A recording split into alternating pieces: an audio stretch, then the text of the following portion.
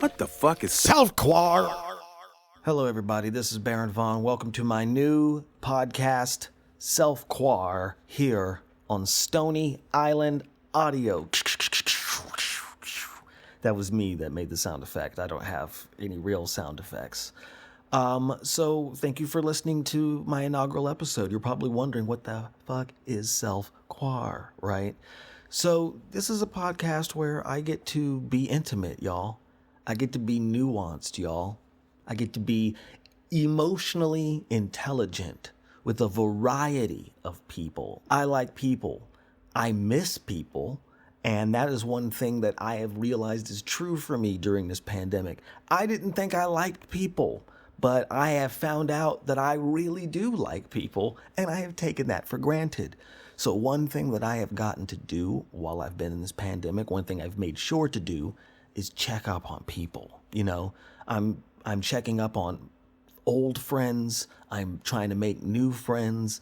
I'm moving medium friends up in the list because people are having a hard time and everyone's a person, and I just really care about other people. It's the thing that reminds me to care about myself. That's my selfish part of it, right? I can easily care for others. It's way easier than caring about myself.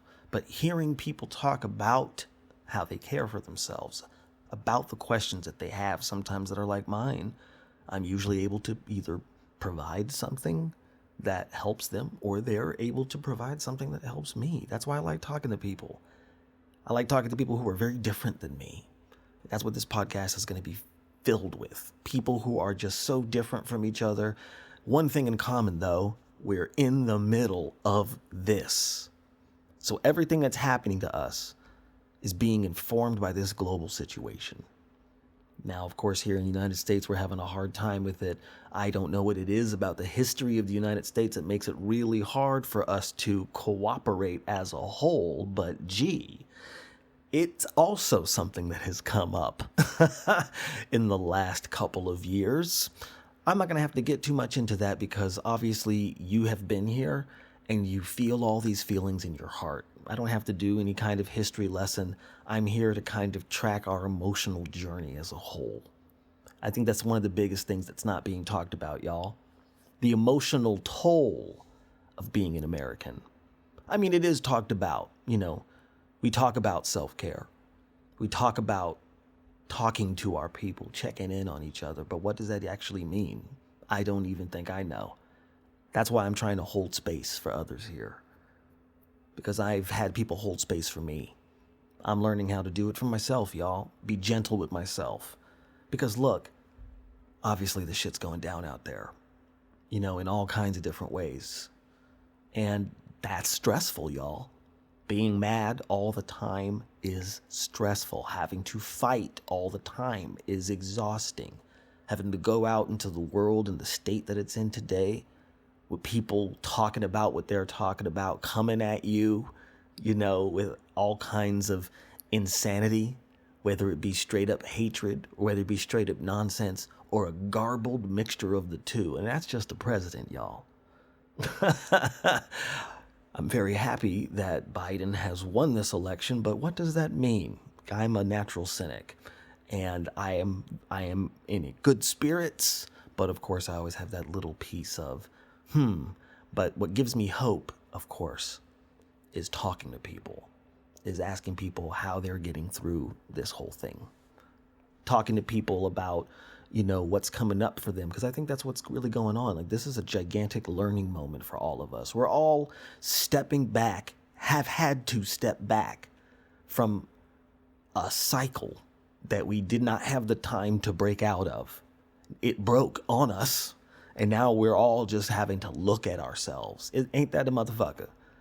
In an era where we all have to wear masks, suddenly we have all become unmasked. That's how I feel about myself, at least. I feel like every demon that I have ignored, that working, that going forward, having my drive has distracted me from, that shit is here. And a lot of it is related to the state of the world.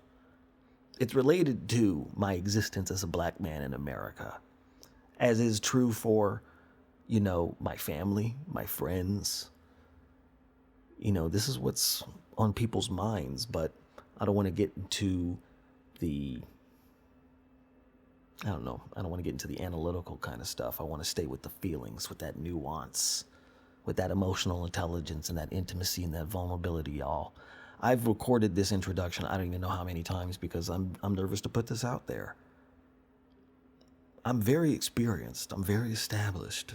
But that doesn't mean that I have this other practice with this other piece of myself. I've ignored a lot of parts of myself, this trauma history stuff that everybody's always talking about. People are talking about mental health in a very new way. Personally, I feel like it wasn't until Black Lives Matter started that I started hearing Black people at large talk about mental health, self-care, collective care. Patrice Cullors said that. Collective care. Just knowing that you have to take care of everyone around you as well as yourself. There's a push and a pull. There's a fabric, even, if you will, to this society. Interdependence. It's all these conceptual shits that people keep talking about, How does that affect us in the everyday? What is the practical way that shit works? That's what I'm out to find. I know that we need to be aware of all this stuff, but I'm also curious about how to heal, how to release, how to change. We're all just kind of sitting here like, what do I do? We're going crazy. That's why I'm making content. That's why you're listening to this content. And please forgive me for not being perfect at it. This form is going to evolve as we go forward. This is the inaugural episode, and I do want to now introduce, I guess, the first couple guests I'm going to have here. Later in the podcast, we're going to have the, CEO, COO, the figurehead, if you will, of Stony Island Audio, Open Mike Eagle. We had a chance to talk right after the election happened. We were in a very different place than a conversation we had previously, which you will hear later on the podcast. See, that's the other thing. I was kind of thinking like, oh man, all of these conversations are going to be irrelevant like in 3 days. But that's also part of what's been going on, right? Like every couple days, something more insane has happened that has to change everyone's perspective, whether we like it or not, has to shift around, has to change around, has to deal with, again, creating more baggage for all of us, dropping it into our laps. All of this murder, all of this death, all of this hatred, all of this division. We are all taking our homework home with us, y'all, because it is infiltrating our daily lives. That's why we're in the situation that we're in right now, because all this shit was kind of like, a crazy Jenga puzzle on top of a Your Thin Ice game in the middle of Rockefeller Center while everyone is having the same scene from a different rom-com. You know what I'm saying? Too many new couples figure skating around this precarious situation. I don't even know what I'm talking about. Anyway, the point is that I think it's interesting to have a document of how quickly and differently things have changed, whether it be a month ago or 2 months ago or 2 days ago. So some of these conversations that you're going to hear, they're old, and I'm fine with that. And some of them are going to be new.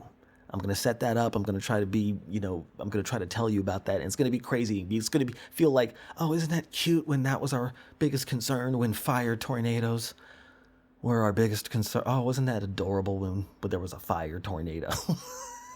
We don't even remember that shit. But, if it was recent, we were talking about it because it's like, wow, what else do we need to know that shit's broken up here?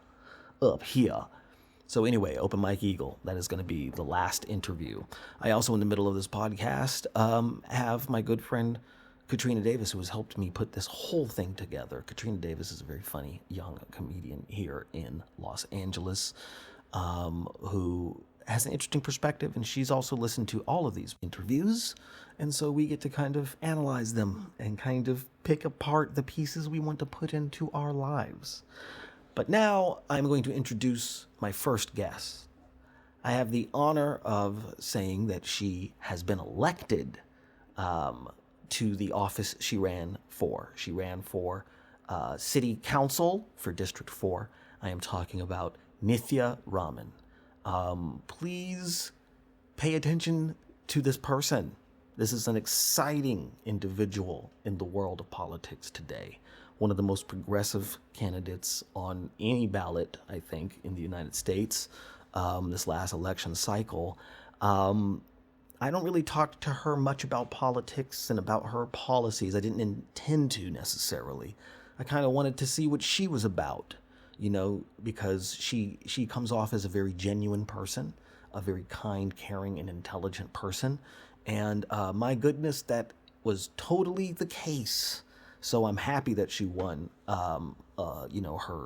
her bid for election, and I'm also was very happy to kind of sit down and have a conversation with her that was a little different than what she was doing up until that point, because she was campaigning. I kind of wanted to talk to her about how she is, Now, of course, some of these policy things come up, and that's because it's organic. So it's like what she stands for, who she is, turns out those things are connected. So I look up to this person. So here now is an interview with Nithya Raman.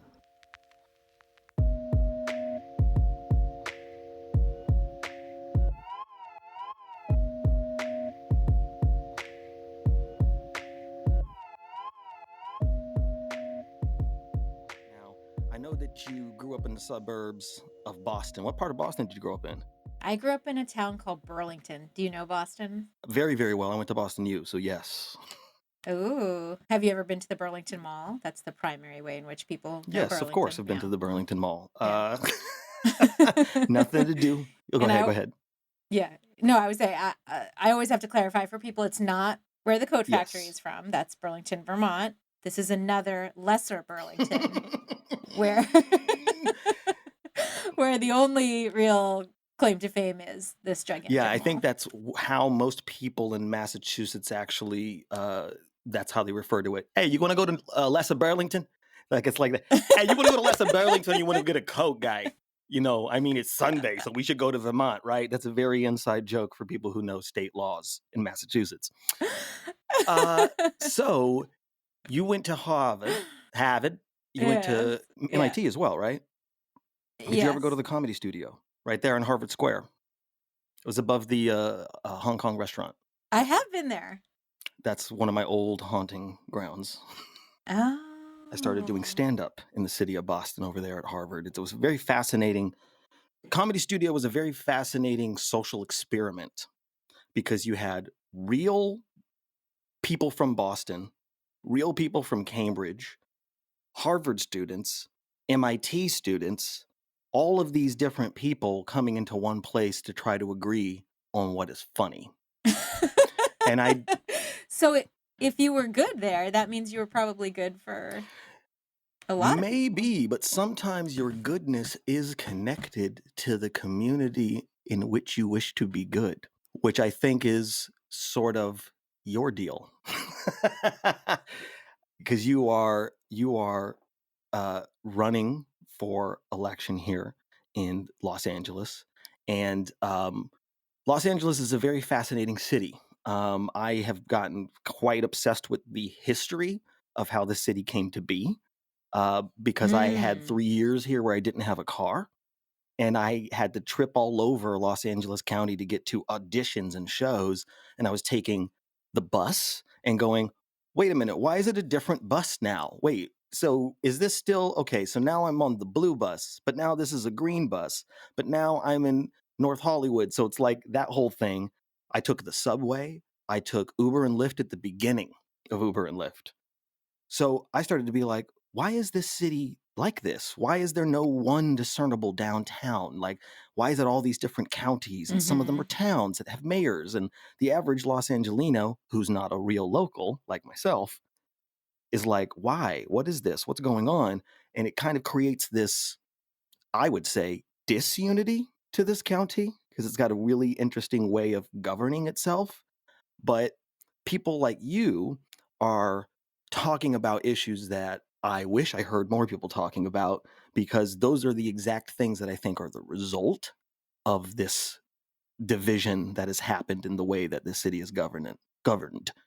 This county, I should say, is governed. But I'm now theorizing, and I can see that you're going, the wheels are spinning.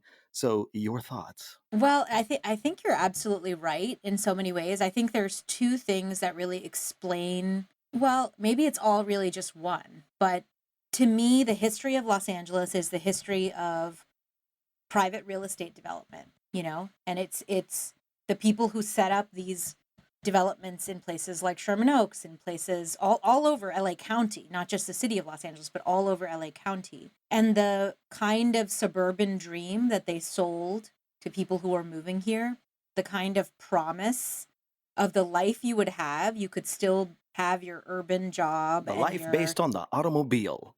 a life based on the automobile, but also a life based on, in many ways, ignoring the fact that you were part of this greater metropolitan Mm. area.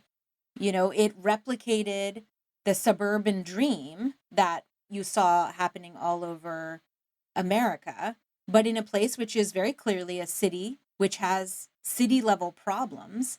And I feel like this conflict between this idea of LA as a small set of towns that are connected in kind of name and some broader identity versus some of the challenges that it faces now, which have to be dealt with not at the level of the neighborhood, but at the level of the city. That essential conflict is, in a way, what is determining some of the broader policy debates that are happening right now. Yeah, that it's kind of a tension that is a philosophical tension that's always been at the fabric, I guess, of this city since inception.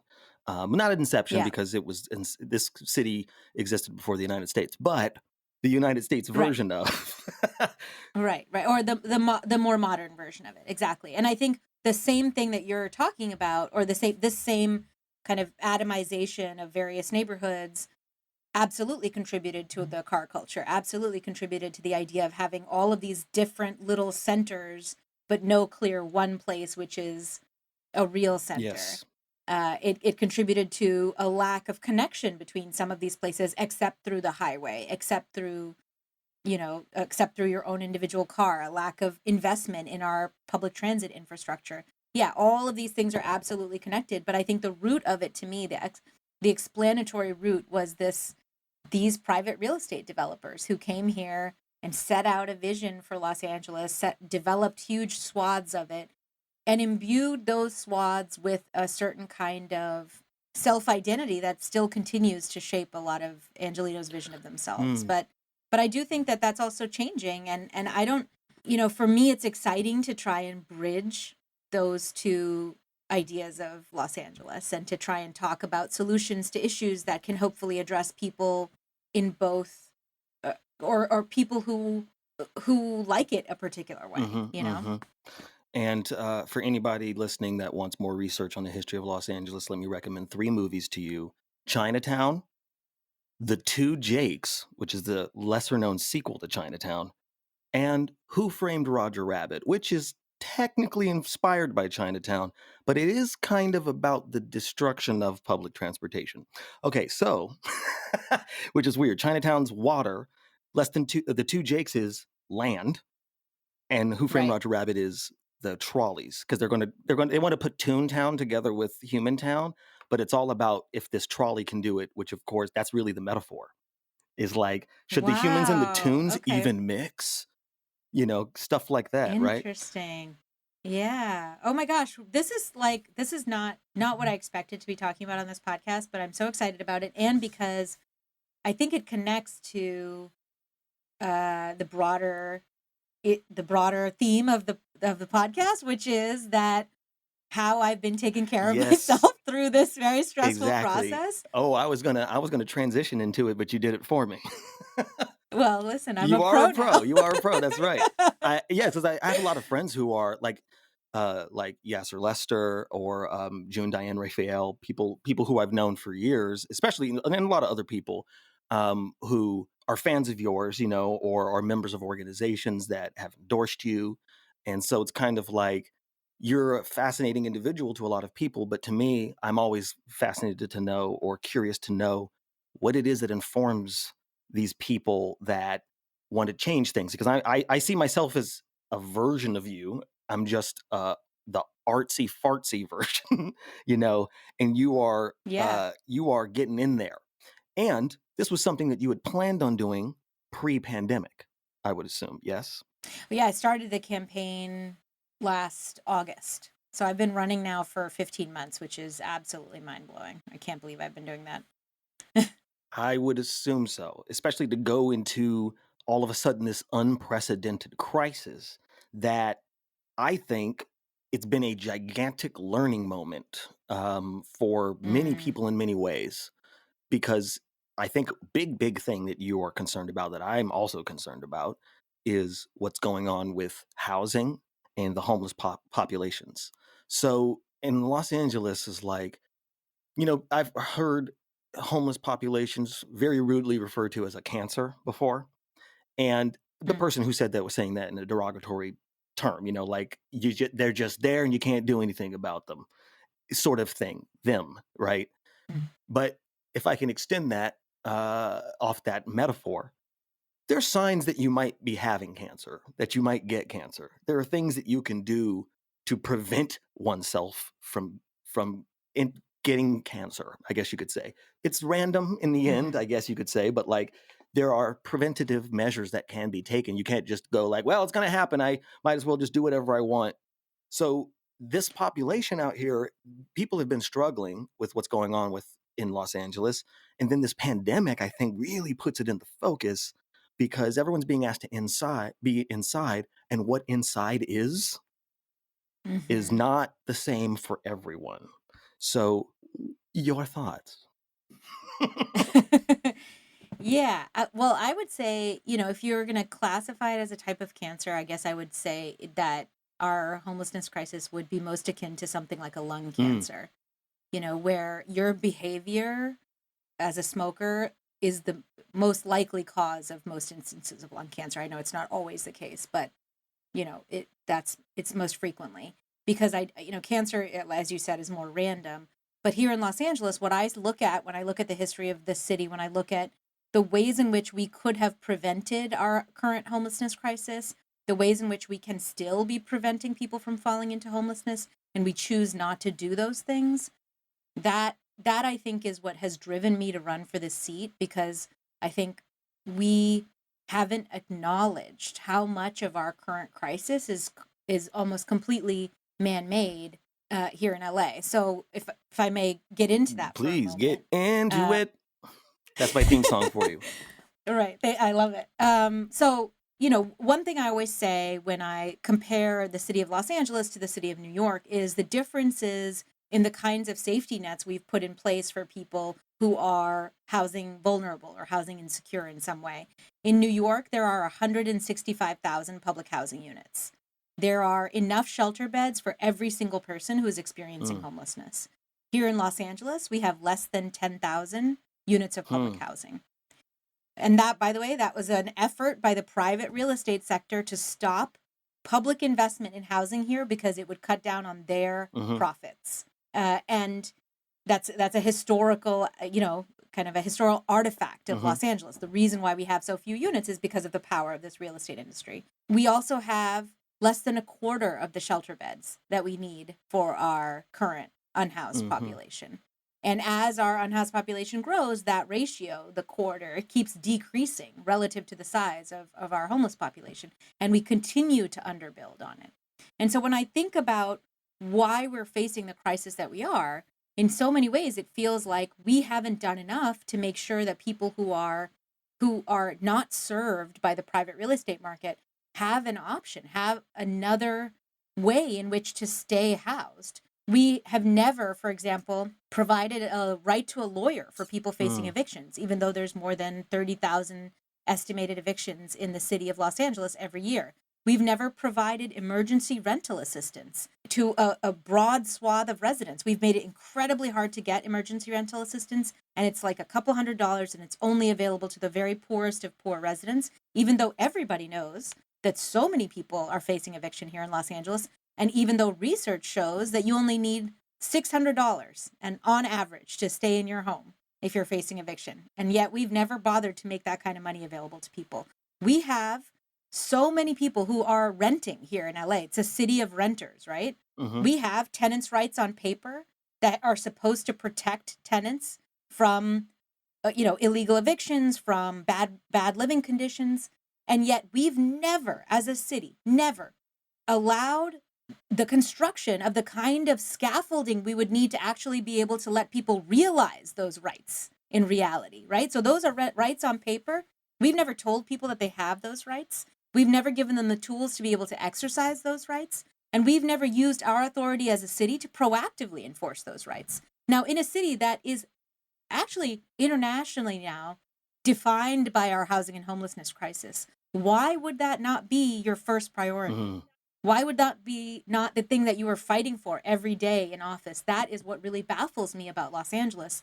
And so when I talk to people about homelessness and what I think my response would be and what I think, and they ask me, why do you think that you would do better than our current elected representative specifically, or broadly our city as a whole? I look at all of the things that we've left on the table that we just haven't done.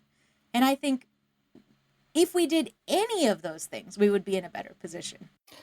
And my assumption is those things haven't been done because they don't benefit a different group of people who Right. one could argue that some of these people, I'm not going to name any names, that currently hold office or in these rooms in the room where it happens might have other interests to other parties. Now, let's not get into that. Yeah, and we don't have, well, yeah, and we don't have to name names or anything, but we can talk about the fact that the only people who donated to city council campaigns historically here in LA have been people who sought to profit off of the city, people who sought to profit off of city residents. And so there was a real resistance to putting into place policy that would, I think, go against the interests of those city donors. And I think that's something that is worth talking Mm-hmm. about, because I think that's a broader political culture question. I think we should be moving towards a city where corporate funding of our elections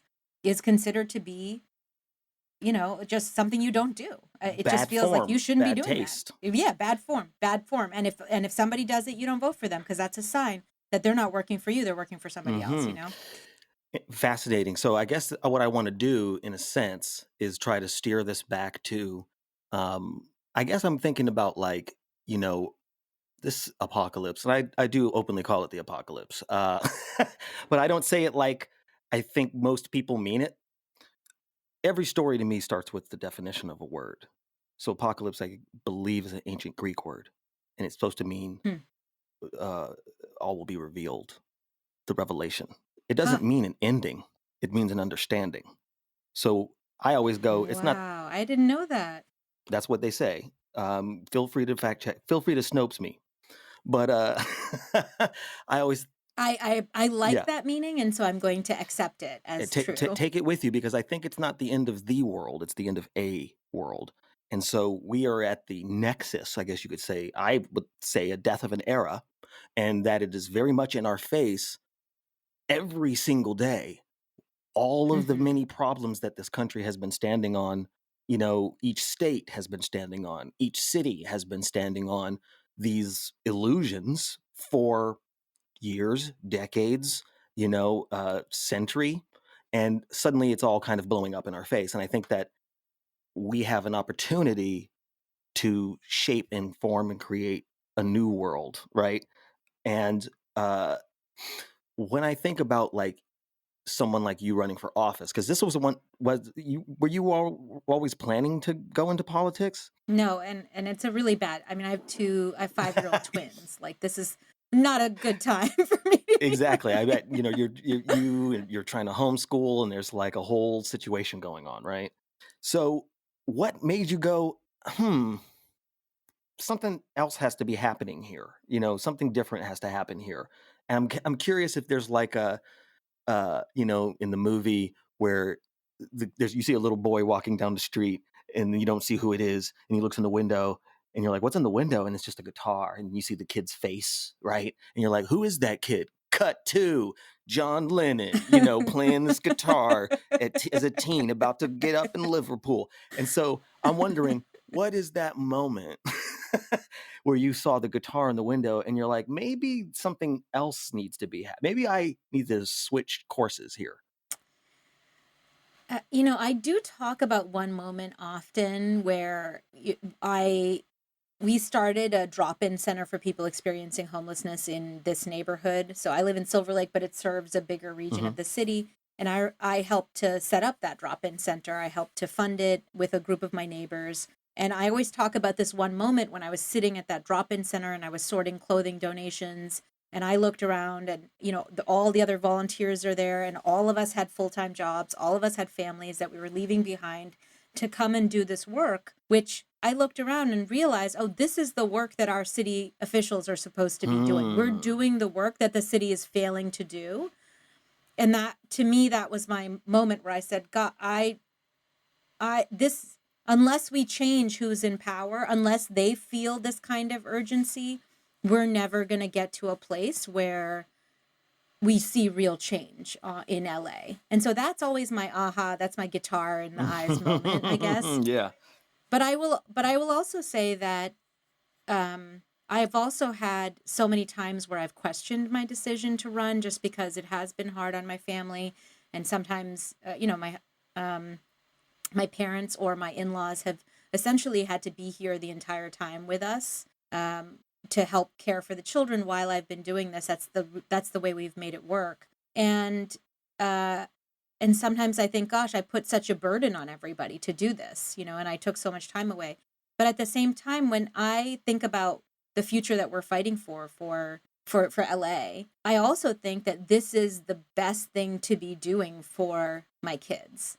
And especially during this moment of this pandemic, which is just, I don't know, as the entire city, the entire country now is going back into a third Yes, wave, as it becomes colder you in a lot of know, other places in the country. Exactly, exactly. And that places which once looked like they were on the way out, now back into it.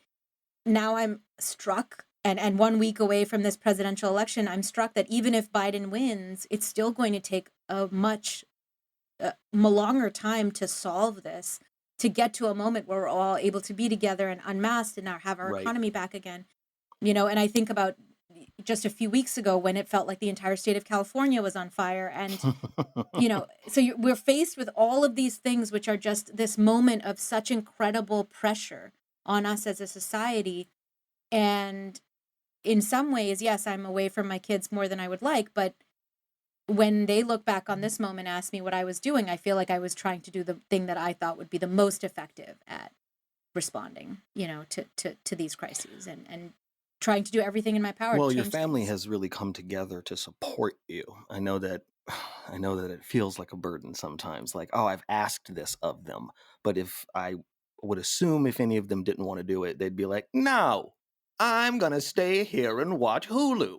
But instead they showed Yes. up for you. Right, right. Yes. No, that's true. That's true. And the grandparents are very happy to be I with the bet. grandkids. I So, bet. Oh, I miss my mother, who I wish I could, hang out with, and she wants to hang out with her grandchildren as well. But let's go back to this family inside kind of feel, because I am curious about when you are having a breath. You're not talking about policy. You're not having uh, guilt about your family, you know, or pride about your family. And you're just like, all right, time to relax. What are you relaxing with? How do you do that? oh, well, this is why I was excited that you brought up Who Framed Roger Rabbit, because the only thing that I've been able to relax with is old movies. Mm. Movies from that I watched in middle school and high school, and that I'm excited to rewatch and see how they've aged, or just to watch as total comfort food, comfort entertainment. Oh, I can't watch name anything some of new. these movies. I'm really curious now. Oh gosh, you're No, gonna no shade, no only if, judgment. This is a judge-free zone. Don't, as my friend Nick Kroll once said, don't judge me, judge Judy. well, here's a couple. I watched Sleepless in Seattle, which Ooh. is so good, Hmm. honestly. Still stands up. I watched You've Got Mail. I would say less good. It's so funny. I Just literally just had a conversation about You Got Mail, and someone was like, "Yeah, this didn't age well at all." no. No. No, it did Hilarious. not. I mean, he's like creepily stalking her, lying about who he is. Essentially, he's the Amazon Barnes and Noble to her tiny little. I mean, it's all bad. Mm. It's a catfishing love story. It's really the official. You've got mail. It should be Male. Am I right? He's weird. What else is getting you through? What did I watch? So rom-coms at first. That's what you first went to. Oh yeah. Then I watched, of course, My Best Friend's Wedding. Another Uh, classic. yes. And then what have we've been watching? What else? What else? What else? I can't remember now. But I'm gonna add Who Framed Roger Rabbit to that list, you know? So besides these movies, what else? Like music, books? Milkshakes. Ooh. Yeah, milkshakes and like late night eats are a big part of how I've been getting through. Ooh. So it makes me Yeah. curious about what your day is like because okay, so you have a lot of family around.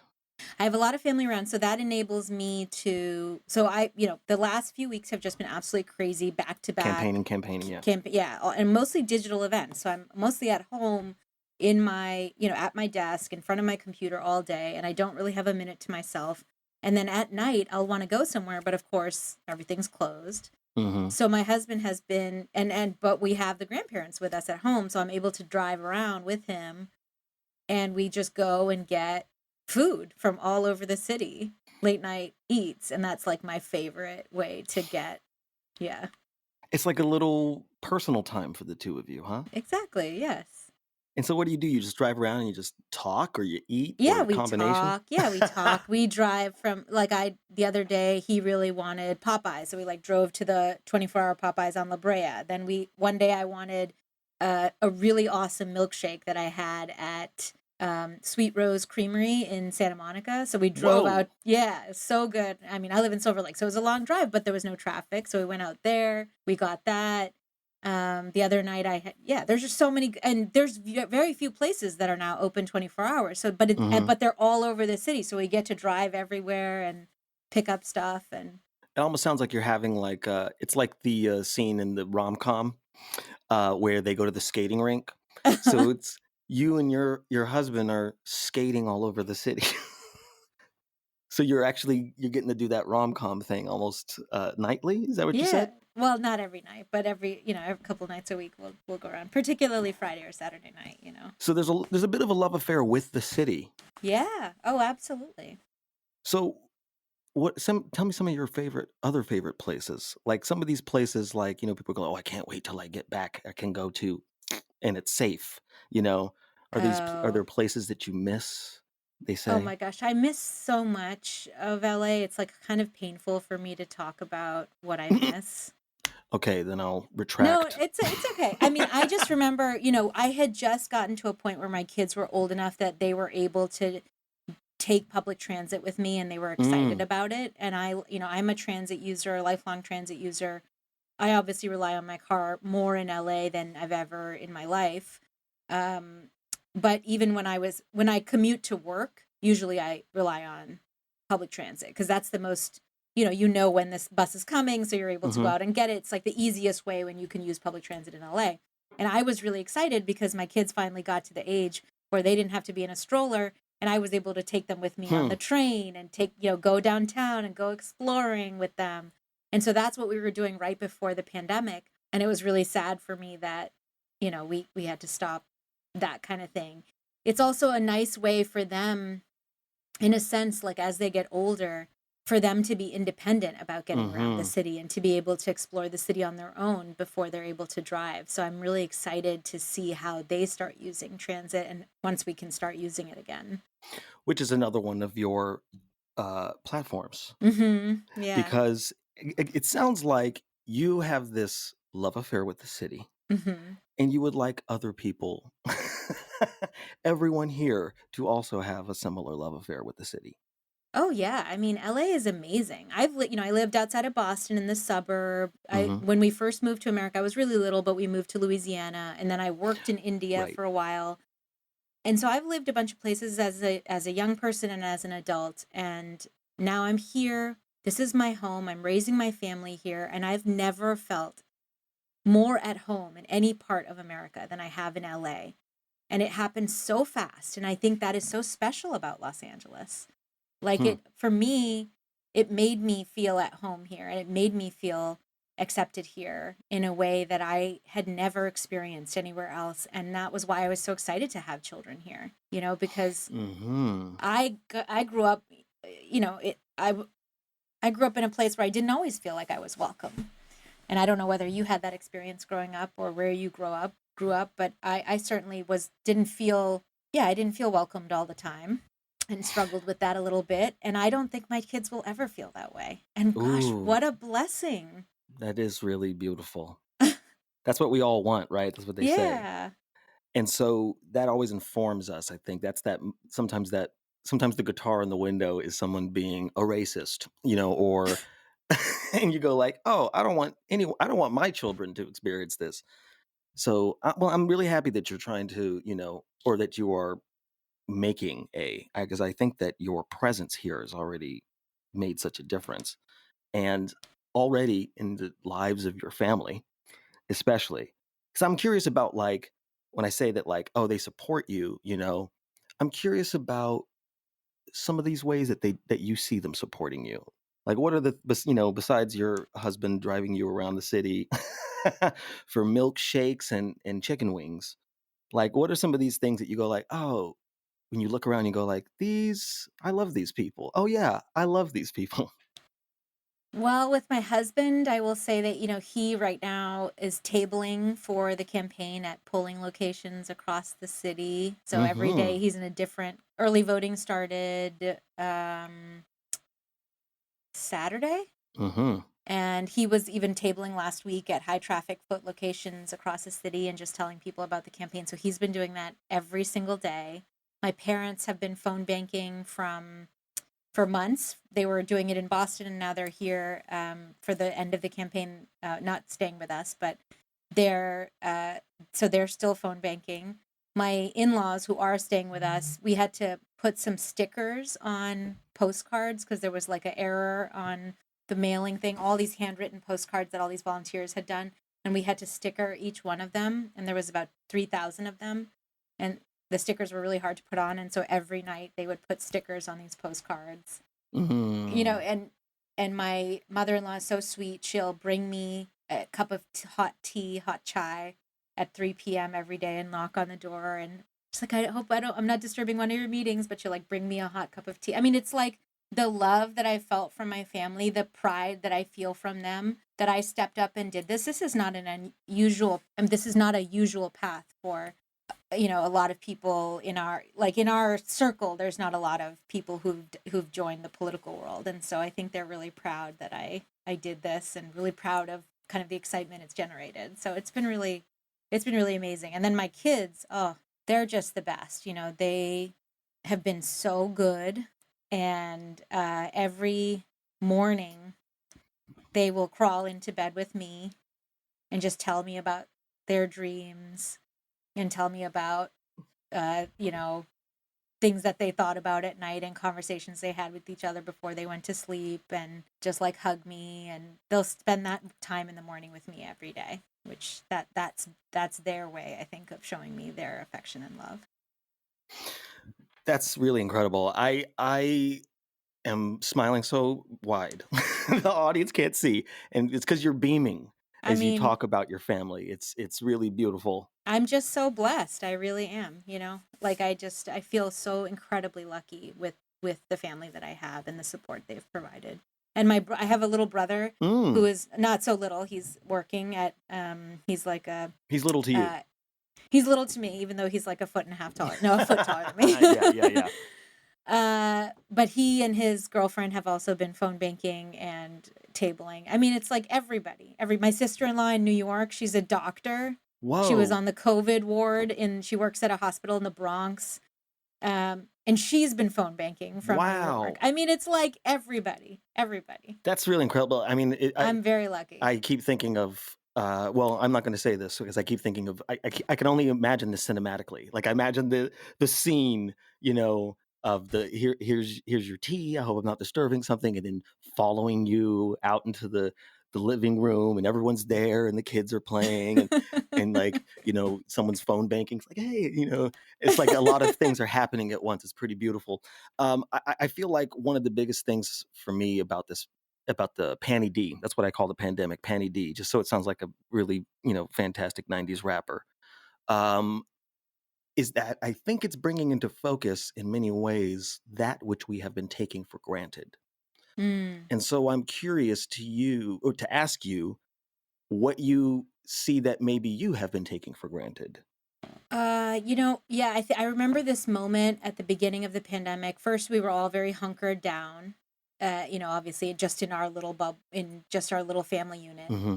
And then my brother, who lives in LA permanently, he and his girlfriend, traveled for a bit, and then they quarantined. And then after the period of quarantine was over, they came over.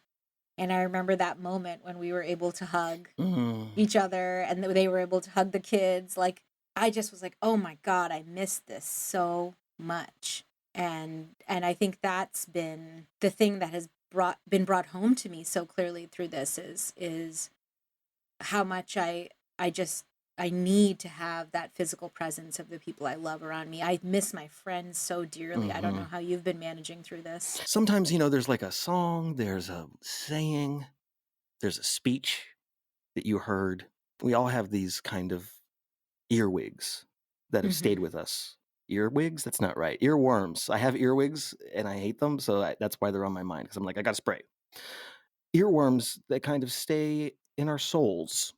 And I'm wondering, like, in this time, like, what are some of these sayings or things that you've heard, or I don't know if it's a quote or if it's a person or a something that like is ringing truer to you right now than ever before. I can give you an example Mm. if you need.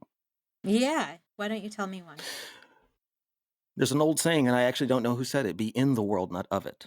And I've heard it attributed Mm. to the Bible. I've heard it attributed to the Quran. I've heard it attributed to. I said, "Oh, that's a Sufi saying." It's like, no, Rumi wrote that. So I've heard it in many different places, but I'm constantly thinking, like, what does that mean? Be in the world, not of it. And you can be in the world. That doesn't mean that you have to be a creature of the world's creation. I think, Mm. right? You don't have to become what the world is putting on you. You know, Mm. you don't have to internalize. I think it's a call for decolonization, or self-actualization. So I Right. think of that phrase. That's an example. That's really good. I don't have like a single quote or anything that stuck with me, but I will say that after the first kind of 3 months or so of this, I didn't see my parents for that time, and I was really missing them, and I was really wanting to be with them. And I called my father and I said, "Oh gosh, I miss you so much, and I wish that we could be together." And he was reminding me of his early days, being when we first moved to America, when we were early immigrants here, and and the fact that they were away from their parents and their extended family in India for so many years, they couldn't afford to go back. They couldn't see their family, and they knew they wouldn't be able to see them for years and years. And they were just patient. And he said, "Look, I didn't see my own father for years, and we knew we would have to save up enough money to be able to afford that flight back. And when I finally saw him again, it was wonderful. But I was ready to, I knew I needed that patience. And so this too will pass. And, we just need to have patience. And this is your moment, like I had with my father." And I think of that a lot because he's right. This is obviously horrible. And it's lasting so much longer than I ever thought it would. But this too shall pass. And he was able to bear it with that patience. And now he's here. So, after many months, I did see him finally, and my mom. But he reminded me he didn't see his own parents for 5 years Mm. after we moved to America. But he knew he was gonna get back. He knew it will Exactly. pass. Yes. He knew he had to be patient. Yeah. And just putting it into the context of what they went through with their own families, I thought, okay, yeah, that's right. In the context of the time, this is but a short period, and we will get through this. And so I think of that a lot.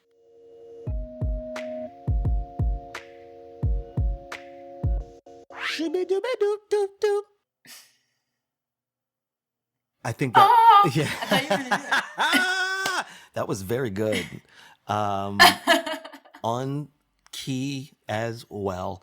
That voice is Katrina Davis. Hey, Katrina, how you doing? That's so funny. The first thing I say on the podcast. Yes, It's is just you like, yes and in the this is shit like- out of my Annie Lennox reference right there. a high falsetto for no reason. No, it's not reason. If anybody knows Not what the no hell we're reason. talking Just about, out of the darkness. anybody So who's funny. driving probably just did the same thing. It's Pavlovian, okay? So funny. we just listened to an interview with the great Nithya Raman, who, I've already talked about her having been elected to the position she was running for, Los Angeles District 4 City Council. Yay. It's a lot of words, but she's a very interesting person, and one of the things I'm excited about, not only just about her ideas, and about what she's bringing to the table, is also just she strikes me as a person who wants to do things in a different way, not just in terms of like, oh, here's how we should, just the way that she wants to communicate and collaborate with people. I think there's just something about how she considers things and decides what to do. I'm excited to see how that will come into play, just in terms of how it will change political discourse in general. That's my very super analytical blah blah blah yakety schmackety. But also she also had a great sense of humor. So I just hope that that remains as well. Yeah, I mean, I feel like you got the best of both worlds with that interview, because you get to learn a little bit about her as a person in a really organic way where she's just like talking to you. But also she got to, in very just like plain speak, say what she thinks is wrong with things and how she plans to fix them. And that's really exciting to hear, knowing that now she will have the power to do some of those things. So that's awesome. Speaking to be of able to which, listen to that episode now. Yeah. It's righteous. Yes, and see that like she has a vision. She has vision. Also, Who Framed Roger Rabbit is the best movie ever. I'm so sorry. Oh yeah, you were. I didn't even know what the name of the fan base is. What would be the fan base of the Who Framed Roger Rabbit? Oh my! I know. I don't know. What would you call us, framies? You were framey? you were old framey, huh? I love that movie Framer versus so Framer. much. Every character, it's so good. Well, we don't have to get into that. Although I am okay sorry. with doing such a thing, because I do want to check in with you, Katrina Davis. For those of you who don't know, Katrina Davis is a very funny comedian here in Los Angeles, where there is still some comedy happening, but I wanted to be able to, just be able to process what the hell is going on in this podcast with a different brain than mine, and especially the brain of a Black woman. That is the thing that I'm trying to do myself through this pandemic, is psychologically and emotionally surround myself with as many Black women as possible. Is that manipulative? I don't even know. Is it good? Baron, I'm gonna tell you, you're not the only one. We're in high demand right now. We are in high demand. My God. Black women are the new crystals. Everyone wants to just have us around, just like a nice set, maybe in front of their TV. A nice set. Wow. Is that how you feel? Seriously? Not actually. I'm just like being a dramatic jerk. But no, there is definitely an uptick. It's palpable. It's appreciated. Oh no, talk about it. I don't hate it, but it's interesting in ways, especially professionally, where people will like message you about things knowing how it looks. Like they'll be like, "Hey, I know that this is weird timing, but just to let you know, I put you up for this before, like, the shutdown. Like, we were planning to contact you about this before." And you're just like, I "Yeah, I'm sure. just wanted to I'm let you know so I already sure wasn't you racist were." before. Yeah. But just, like, magically, all of a sudden, everyone is like, "Hey, what about this?" And it's like I said, no one's gonna look a gift towards in the mouth, but Hmm. we both know what's going on here. Sometimes. Sometimes it's just like friends. I feel like the people that know that they're just asking you stuff regular just ask you stuff regular. But there are people that have just hilarious prefaces to things right now. Ooh, give me some of your favorites. No, that is probably my favorite one, was just like, this was something we wanted you for this before, it was, Ooh. or like, I know this timing is really weird, but I was just wondering, and like that kind of thing. Well, I But, was almost one of those people because I did ask you to help me with this whole podcast situation.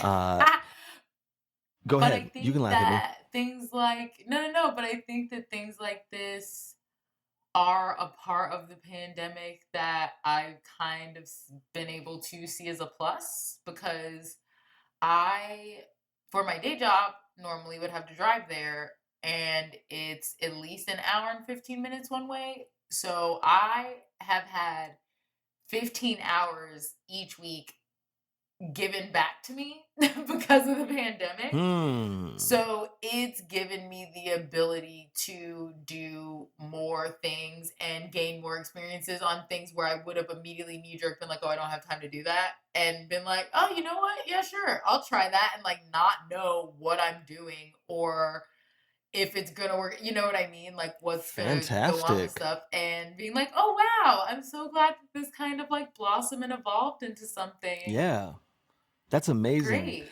Yeah, because that's what I'm really wanted to know is like, first of all, thank you very much for helping me on this thing that we're Of launching course. here, that we're trying to figure out in Yeah. front of the world's ears. I'm so excited. Hi, Hi, everyone. everyone. But, Hi, everyone's ears. I've been curious about like, the things, the routines, the habits that you feel have been helping you. And you've also listened to all these different interviews that I've done, Mhm. that our listening audience has not yet heard, including the Mhm. one that's about to happen. So I'm curious not only about like the things that you just have been organically doing on your own, but if there's anything you heard in this Nithya interview or this upcoming open mic interview that you were like, oh, that's for me.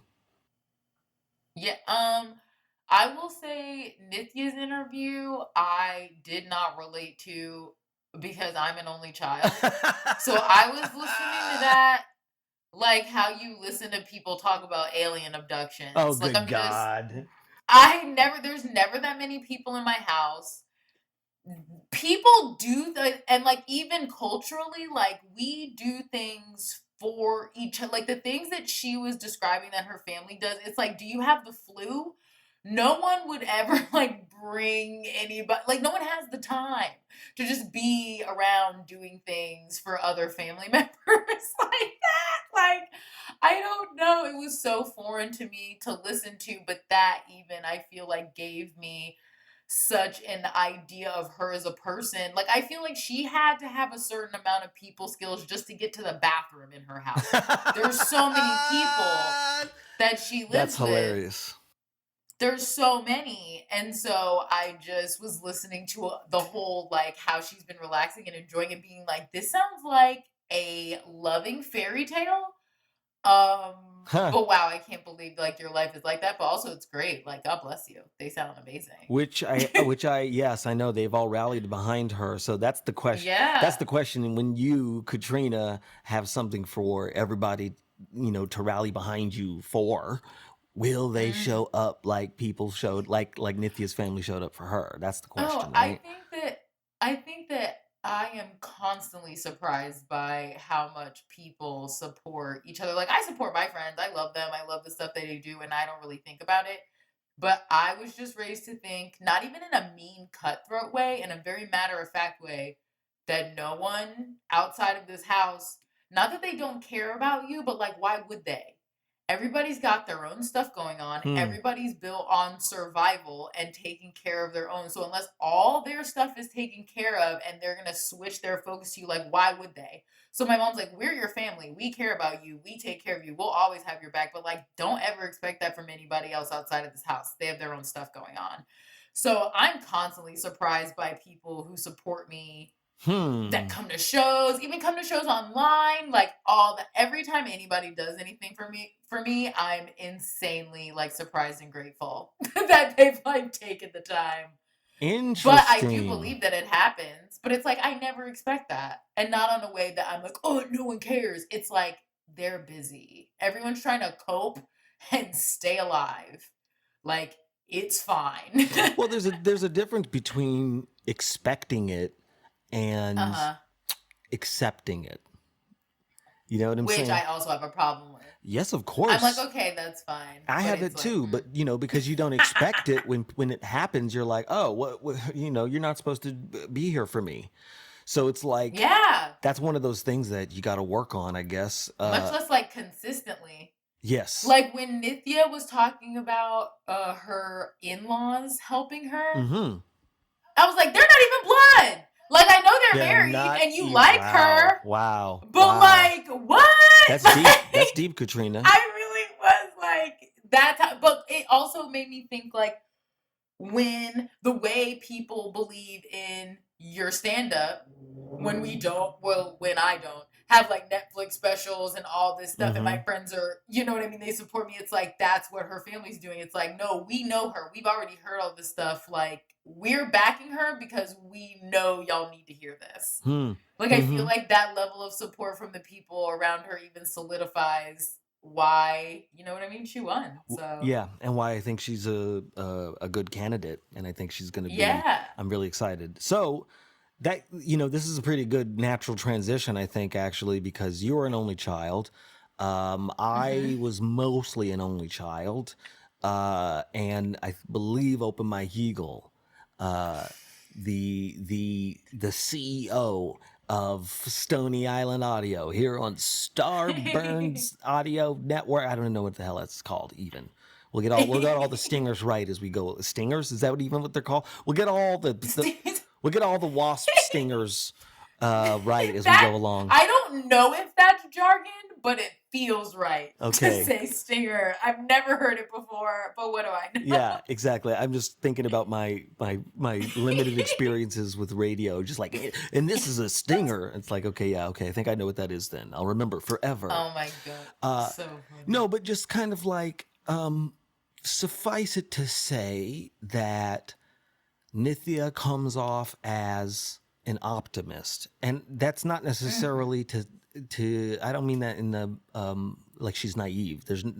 It's just that seems to be a very secure person, secure in Hmm. her own, and she has with this family dynamic this. I'm trying not to psychoanalyze her, but she seems like she understands interdependence, you know what I mean? And being able to delegate and trust and kind of have that back and forward.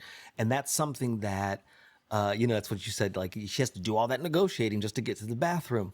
So it's like, I didn't really grow up with that. You didn't really grow up with that. Open Mic didn't really grow up with that. Me and Open Mic have more similar-ish childhoods than yourself. So it's kind of like we just all Yeah. have a different, way of kind of.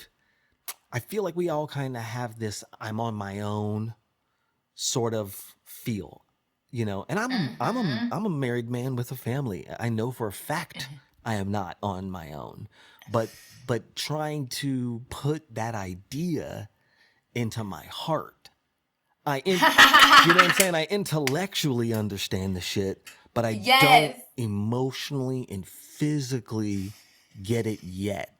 So, Oh my I was god, afraid of this yes. interview with me and Mike because after we talked, I was like, is this a little dark? But you and some other people I ran it by seem to feel like Oh no. It's all good. So No, I don't think it was dark at all. okay. I mean, I'm probably not the person to ask about something being dark, but I probably have a bad gauge of that because I think stuff is great when it's like jarringly honest. That's when I feel the most comfort. Mm. But I do agree with those people. Well, how about I let you introduce this interview then? Oh goodness. How would you set it up without saying anything? Hmm. I would say that this interview touches on a lot of what Mike is learning about himself as an artist, Hmm. while also showing that he is at the beginning of a journey personally that I think we're going to continue to see even more of in this music. Like, I feel like this is him the beginning to chip away at something that is just going to continue to grow in him creatively. And I'm really excited about it because I feel like he, without realizing it, touches on multiple times what we're about to see more of in him. Hmm. Um, and then I think there is kind of a good conceptual segue from talking about your art and your creativity and how that can be interpreted and manipulated, and that same kind of jaded effect in how we see things working on a national scale right now, Hmm. and just kind of having all of the good intent in the world, and then knowing that the same kind of letting it go of something, of being like, I've done my part in it and now there's nothing more I can do. But I think that what, oh, sorry. No, I was gonna say this is fascinating to me because I don't remember what the fuck we talked about, and I'm just kind of like just wondering, like, people are hearing you say this and I'm like, "Ooh, shit, I'm starting to get interested." So I'm curious to see or to know and to so Yeah, but you were going to but I say a think little more. Yeah, go ahead. no, I think that where you all end, I think is kind of the same dot dot dot that we're still living. Like, we're just like hopping along little ellipses trying to see what happens with our country, but I think Nithya is the answer to that on a local level. And I think that that is indicative of what we will hopefully continue to see creep its way up. So I feel like we kind of are waiting for things to shake out and settle above us, but we've already proven that on the levels where everyone that coexists with each other and like crosses the same streets have control, people are making things better for themselves. So I think that once you've already listened to Nithya, hearing where you guys are and all of your feelings as valid as they are, I'm waiting for Nithya to prove you wrong in a way. Wow, holy shit. That was like a review on Rotten Tomatoes. And now I don't know if that's good or bad. neither do I. We're going to find out right now. Yay, yeah. The fuck is self-care? Yeah, it's like getting a massage at a real place, not in a garage. Yeah, it's eating health food and making smoothies out of kelp cubes. The thing about that though is what's weird about that is, are you only allowed to like people that are exactly like you? I have felt two different ways about that. There's people who like there's rappers I know who they've told me their favorite rapper, and I'm like, that's impossible because you sound exactly the opposite of that. Like I don't understand how that being your favorite person aligns with what you do in any sense. Is there one that you could share that you feel like would not be offensive Oh. or derogatory? Well, the thing is, if I said the name of the person who I was having that conversation with, you wouldn't know, and most of the people that were listening to this wouldn't know, so it wouldn't matter Okay. much. But he's an underground rapper here in LA, super underground, like lyrical, miracle, spiritual underground. And he said his favorite rapper was Tupac, and I was like shocked, and I was almost mad at him because I feel like he was lying. I feel like he was saying that just because like he wants to be pro LA and like pro West Coast, and but to me, your favorite rapper would have somewhat of an obvious influence on your style. So I didn't understand how those two sides work together for that person. Well, I have a theory on that because a lot of my favorite comics, especially comics that are working today, are comics that can do something that I know I cannot, or are doing something in a way that I can't replicate, that is just uniquely them. I can't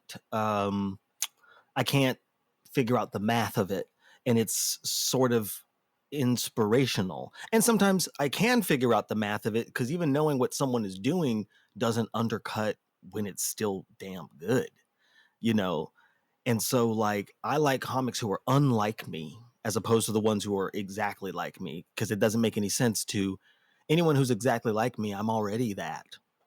You know what I mean? I it's like an echo chamber in some sort of way. So it's like I'm here to learn in a sort of a weird way. So it's kind of like, not a sort of weird way.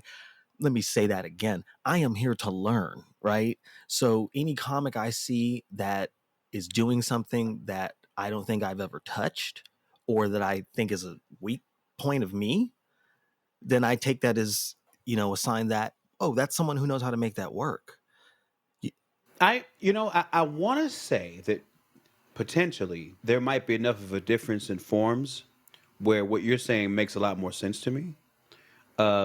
Where if you're a funny person and you're regularly observing other funny people, if you see somebody being funny in a way that you hadn't thought about, I could see that really being interesting. But I think there's a function of that where maybe you seeing that person being funny in that way you hadn't thought of starts to ultimately affect how you do your thing too. Yes. Like you start to be open to that approach because you hadn't thought of it. Well, it's not necessarily the approach itself as much as it is the heart of the approach. It's I see. that, ooh, this person figured out an approach that's theirs. As opposed to copying that, Right. it's like, man, what does it mean for me to find my approach? I Got you. appreciate someone who is trying to do, some people are masters of content, some people's are masters of style, some people are Hmm. masters of performance, some people are good at two of the three or all three, or when they were younger they were good at this one. It's always fluid, right? But it's like, Hmm. it's not necessarily I have to do it the way that they did it, but I'm inspired to find my way of doing what they did. So like even like Sure. Tupac, who is one of my favorite rappers, if I was a rapper, I wouldn't try to rap like Tupac because I'd be like, well, he's already done that. You know what I mean? Like that's his style. And I'll tell you the difference in this instance, and I'm sorry, I okay, didn't go mean to ahead. cut you off, but like the thing that made it something for me to argue with this person about Mm-hmm. was that I knew people that I know he knew personally Mm-hmm. that you could tell were far more influential on his style than Tupac. Mm, mm. And like that was the thing. It's like, is Tupac your favorite? Then why you sound like such and such? You know what I'm saying? That we all know, that we all, like that. And so in that sense, it never sounded like Mm-hmm. he was trying to find his way of being Tupac. It always sounded like he was trying to sound like ROGs. Hmm. But then I go, but with the heart of Tupac, but with like trying to attack something like Tupac. I don't know the specifics of that, right? Obviously, Mhm. because all I can see you doing is shaking your head at me. But these debates, because this is the same thing that happens in comedy.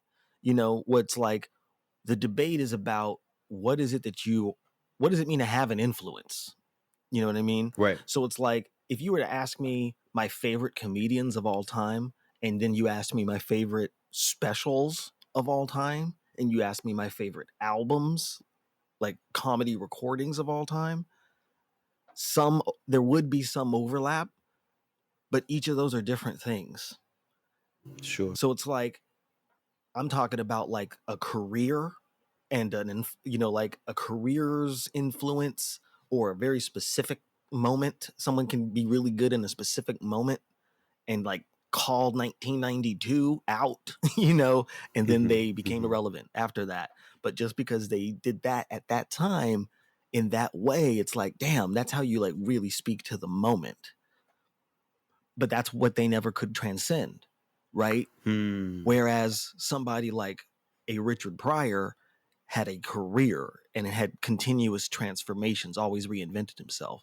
Because, like any art form, some people become giants and some people become ants. Mm. So, but that's just to say that, like, this brings me to our point, if there's a point to this, because these debates, especially amongst artists, reveal who we are, reveal what our priorities are. And sometimes to me, I think reveal what people are stuck on. Hmm. And if there's anything I think is happening in this pandemic right now, it's that people are either becoming more stuck or trying to unstick. And everyone's in different places with each of those. But I think I've been in both places. definitely, because this shit ain't as easy, and there's no one way to do anything. There's no one way to feel about anything. But it's like everyone's shit's coming up in all these different ways, right? So all that's just to say, how are you? Hmm. Today, I'm okay. Mm-hmm. I have some things in front of me I'm looking forward to, but there are things that I decided to make happen so I could look forward to them. Mm. I'm about to build a PC, a gaming PC, and You're it's gonna build one. yes, and it's lighting my brain up. Like all of the parts came today. Ooh. So I have this whole setup that I'm looking at and all these boxes and stuff, and I'm like, okay, like this is my project, and that is making me so happy. Mm. Just that I know I'm gonna have like something to do with my hands, where at the end of it, it's gonna be like pass fail. Hmm. That is making me so happy. There's so many shades of gray in terms of success and failure, specifically in my industry, that I long for the days of like, did you do it or did you not do it? And I have a task in front of me that's going to be the results are going to be very apparent in terms of whether or not I did it right or not. And if I didn't do it right, I can try it again. And it's just like, oh, I'm really looking forward to that. Hmm. Wow. This is what they call, I think what you're trying to do here is this is meditative, therapeutic for Yes, you. 100%, a hundred So percent. you can just kind of you like to work with your hands and you're building something and there's going to be like a very clear And I don't get result. to do that enough in my life. Mm. So much of my work is brain work, and so much of the result is subjective that I just Hmm. don't often get to have these sorts of experiences. And I used to a lot when I was young, but now the world that I've chosen for myself, a lot of it is just about showing up and taking swings at things. But showing up is not easy. Not at all, but that's the muscle that I've been working out, is the showing up muscle. Right, but it's very easy because I think the thing about showing up is that it's so physically and emotionally demanding that if you're doing that all the time and you don't take a break from it, and then you, even when you're alone, you're in that place because you have to show up to like create things. Yeah, and you feel guilty if you're not showing up for something. Hmm. And it's hard sometimes to be accepting of showing up for yourself if that doesn't look like showing up for somebody else. So what the fuck is self-care then? Because I don't know, it but for sounds me, like you're talking about it. It sounds like this project for you is that. it might be. It very well might be. Even identifying that you don't do this enough. Yeah, like all of this is coming out of conversations that I've had with my therapist. That a lot of it they hover around specifically answering that question. And a lot of where the answers have led me lately is to try to put myself back in the mindset of things I was able to do and experience and engage in like before, like not even because I have early childhood trauma, and it's like before that kind of, but also it's like before that started to become a cyclical thing that manifested in my life a lot. Hmm. So like before I had to worry about a bunch of shit, before I had a lot of responsibility, when I was able to just sit and be with myself and be content with that, whether it be with comic books or TV or music or fucking around with computers, which is something I used to do in high school. It was before adulthood manifested itself for me, because when adulthood manifested itself for me, part of that was also making a lot of, I won't say bad choices, but choices affected by trauma that as an adult you kind of have to live in a way that I didn't have to live in when I was a kid. Hmm. This brings me back to your latest album, Anime Trauma and Divorce. And Which is a through line of the conversations I'm having with my therapist as well. yes, and this is a project that was born of, well, I mean, any of your projects are always born of you trying to process something. You know, Hmm. you're talking about something that is important to you at that time. So, you know, and this is the latest thing that you've done. And not only have you released this album that you poured a lot of personal darkness into, you know, and some joy and some light, but also the way that you went about promoting this because of the time that we're in seemed to be very unique to you Hmm. as well. Like it seemed like that was also a piece of this project, that you were going to do this show. And it seems like you were trying to enact some things, some emotional things, or you were trying to test out some new decisions. Am I right about that? Yeah, and you know, you're talking about the live emotional processing event that I did around the record, with which I was fortunate enough to have you involved as director of. I think the aim of it was to put a context around these songs that was from a very honest place. And with this particular project, that was a difficult thing to attempt to do, because so much of the context of this album revolves around stuff that I don't typically talk about in my life, especially being somewhat of a public figure. Mm, My existence publicly, whether that's on social media or even in music, it's been very curated. mm. And this was an attempt to circumvent that curation, to give people a real orientation in this album based on the feelings and thoughts and situations that created these songs. Hmm. That was so deep. I wasn't expecting. I kind of got Can you tell I've been doing a bunch of interviews about the album? I got like lost in your explanation. I was like, whoa. So you have been doing a lot of interviews, Oh my but god, way too you many got about the album specifically. yeah, but but you get into a pattern. Not to say that that's autopilot, but it's like you just get better and better at talking about what it is that you are trying to explain. 100%, because the question you just asked me, I hadn't been asked before, but I am in the mindset of having thought about this project and thought about what my intentions Mm-hmm. were. You know, I've had to talk about that a lot. So it does put me in a place where I have processed, in a sense, what it was I was trying to do. So the answers to questions like that have a clarity now that they wouldn't have had a couple of months ago. Well, and you enacted, and you always are enacting, like you even said earlier, just you're always kind of putting things in place, you know, projects, always kind of planting seeds for new projects to kind of, blossom a little down the road when you know that you'll have empty time, like empty space. I do the same thing, but sometimes my problem is keeping track of all that stuff and making sure to keep checking on every plant and watering it and stuff like that to, mix all my metaphors.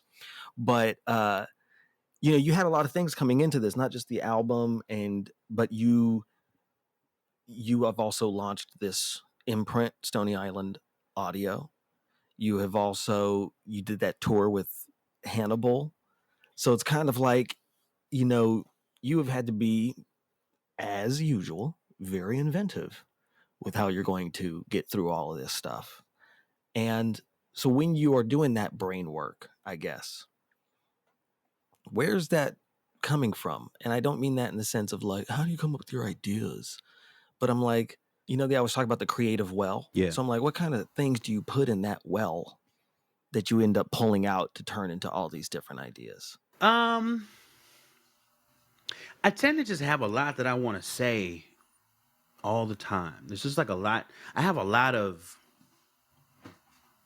I don't want to say a lot of ideas because ideas isn't what I mean. I mean, like, I have a lot of opinions.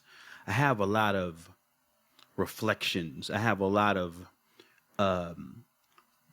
things that I've been ruminating on for a while that I'm always looking for an outlet for. And, like, I think ever since I decided to be creative for a living, I've just stockpiled things all the time because to me, like, ideas is the easiest part for me. Like the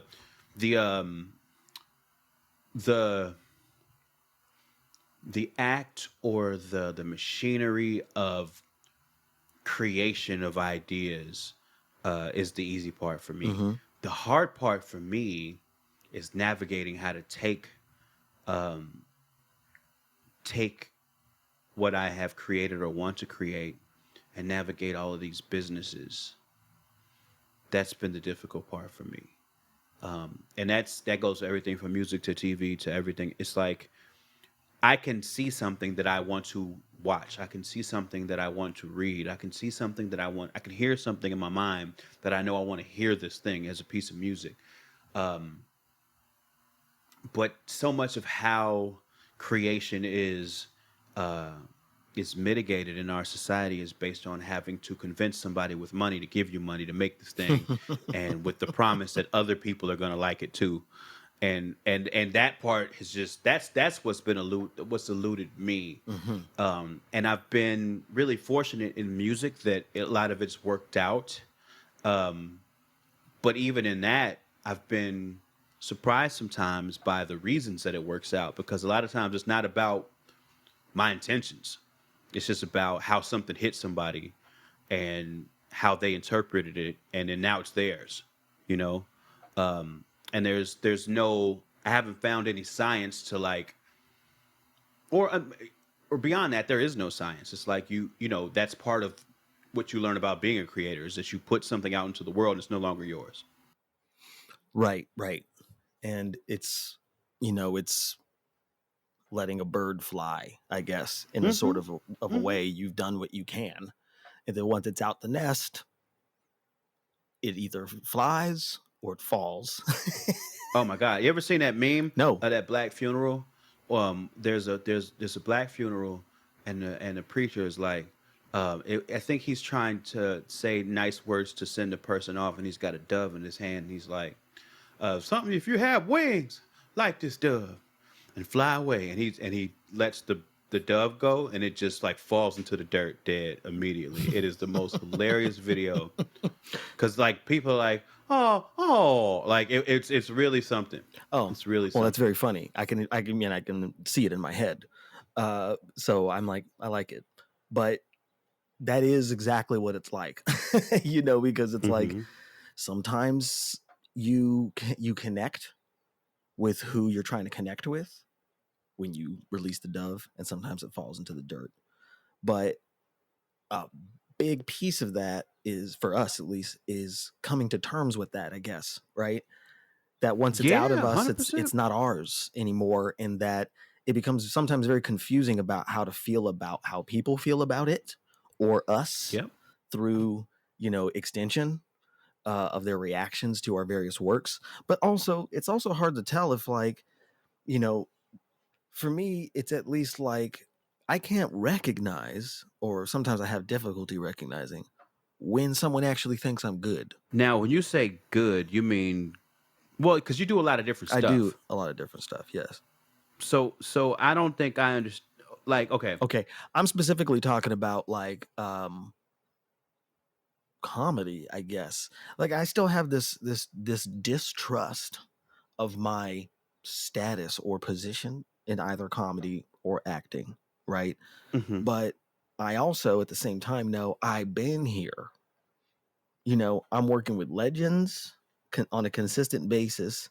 I'm not slacking when I am there. You know, I'm holding my own. Like I'm not like just forgotten, you know, luckily. So I'm like, okay, so that's proof in and of itself, you know, externally. But how do I put that in the heart? You know what I mean? Well, because I think that it's two different things operating. Like there's the proof of the craft, Yes.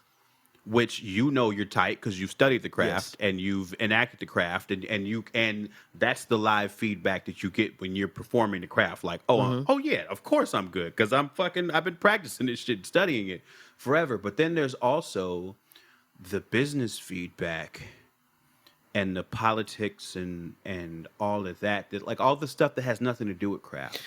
And Yes. that's also, when I talk about you make something and you put it out and you just kind of have to be okay with how people interpret it. I mean, there's another mechanism in that, which is how things get to people, which we can't control either. So we know sometimes we might make something for a black audience, let's say, and then through whatever means, whether that's, whether it's TV, movies, whatever, like music, whatever. It's like we have the distribution channels that we have the marketing that we have, and if we're lucky or fortunate, we have a say in the marketing. But things get to people how they get to people, and they get to the people that are on the other end of these pipelines. And all that stuff has nothing to do with craft, and that's Yes. the stuff that ends up being confusing in terms of who am I in this world? You know what I'm Yes, saying? absolutely. But I think that the irony is, at least I'm finding for myself, that the less I care about that, I guess you could say, the easier it becomes to see what the actual alternatives to the ways that I have been doing it up to this point is. Hmm. Because I know if I have gotten stuck in sometimes obsessing about what I believe my obstacles to be instead of invention, right? This is necessity. So it's time for me to invent. But as you said before, it's hard to always be inventing. And you're just kind of always pulling things out of this well, creating. So now I got to create a way to do business on top of That's this. So, that's rough. yes, but And the reason it's rough, well, I just want to say this. The reason I think it's rough is because, you go to school to study acting yes, for how many years, and you act and you get good and you practice every day. But then at some point it becomes advantageous for you to know how to market, hmm, but you haven't studied that. You know what I'm no, and I kind saying? of came up. I think both of us kind of came up in a world where that wasn't important yet, where our craft and our tools that we use kind of this. And now you also got to have the website. Like that was literally starting as I was coming up. You know, like I was early to the game, even in some ways, about like having a blog and stuff, because I was already into tech stuff where a lot of comics weren't. A lot of comics were still condescending to it. So it's like, how did I was early, and then I somehow got left behind at the same time Mm. because I never used it as a real tool. Like people who have shown that there's an art to how to market yourself, But again, I'm learning about that. And I'm seeing that you can connect them all if you are intentional. I kind of Mm. call it my leaky faucet theory. I'm a leaky faucet. Ideas are pouring out of me all of the damn time. So when it's time for me to come and put it on paper, I've been leaking it everywhere, Mm. pouring it all over everybody else that comes to me for any advice, or just like, hey, what do you think of this? And that's fine because I like to do that. But then sometimes when it's for me, I don't have anything left. Mm. And so I have to be intentional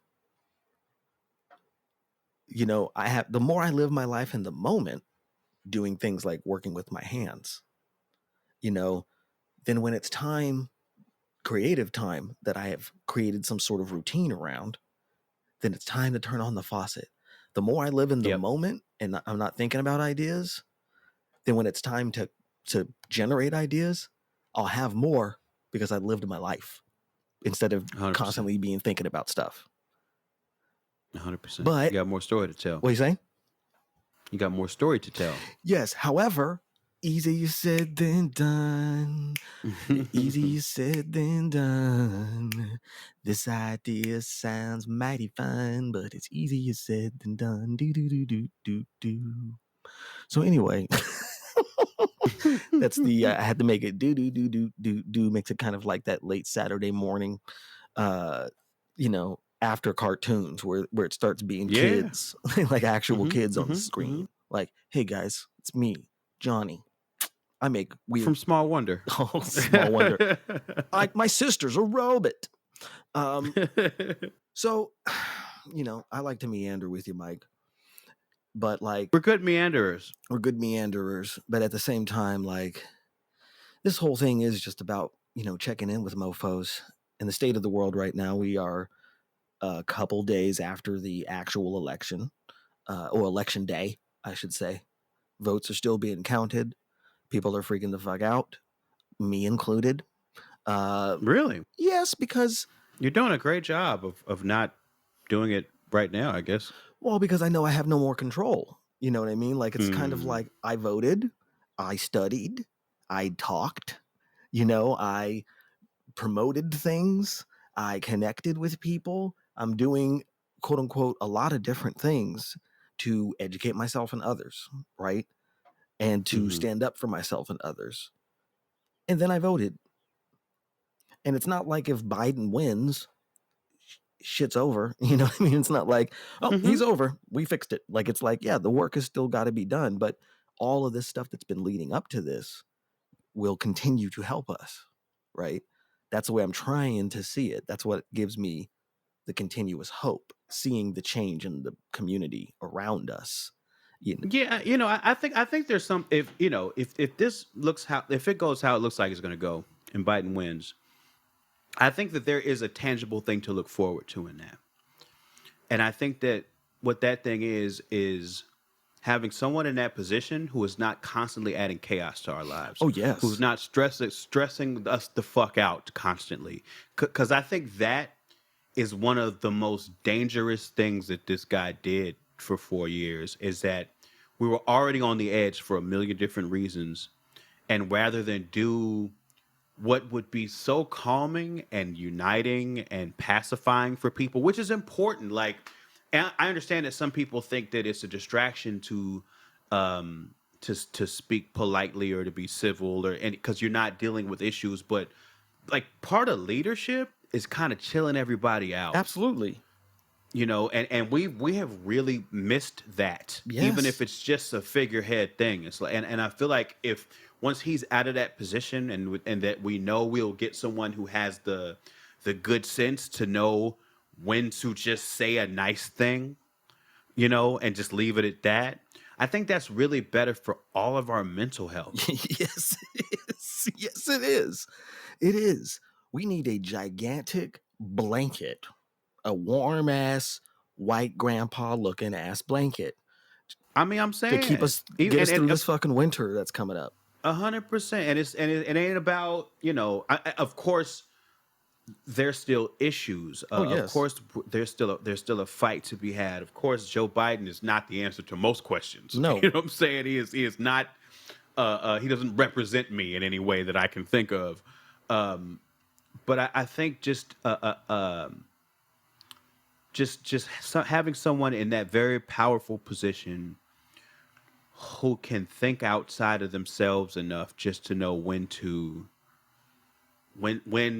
kindness and gentleness and calm is the key, because some moments it is. The thing is, for me, I think like with Trump still skin, like I go, what's he gonna do? What's he gonna say? What's he gonna do? What did he do? But with Biden, I'm like, who's he gonna listen to? I mean, he's already, his cabinet is going to be terrible. He's going to have the same financial advisors that Obama had were awful people. He's putting a bunch of like fucking, you know, used to be Republicans probably in his cabinet. So policy wise, especially when it comes to like global shit and capitalism and the military industrial complex, it's all going to be bad, exactly how it used to be bad, which is not good at all. He's an early 90s Democrat. So it's like he is that, strong military, like the Clintons, sort of dude. And so it's a return to that, but on a policy level. But the question is, because we already have all this infrastructure, how do we continue to change the direction? Because that's what's going to have to happen. You know what I mean? And luckily, this infrastructure has been essentially erected, because of Trump. And a lot of people are making the point that, like, this dude's probably going to be arrested the moment he's not the president.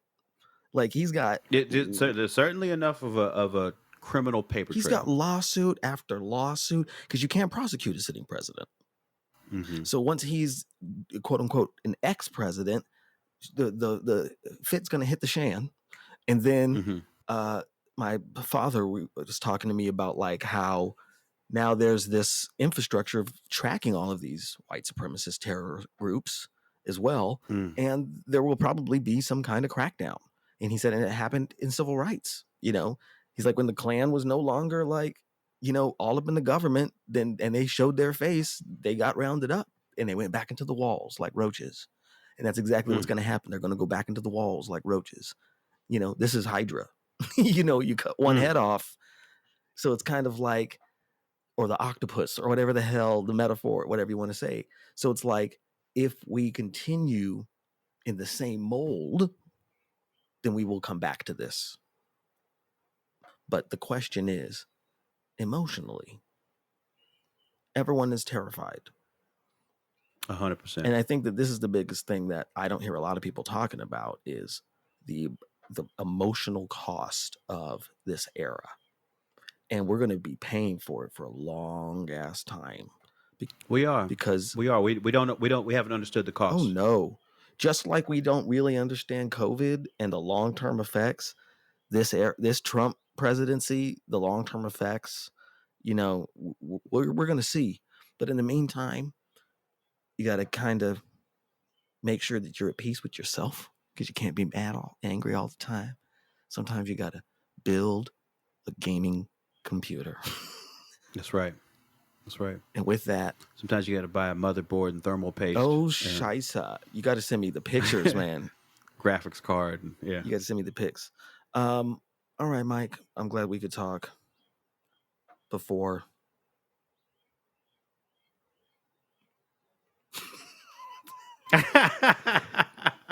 What the fuck is Self Quar?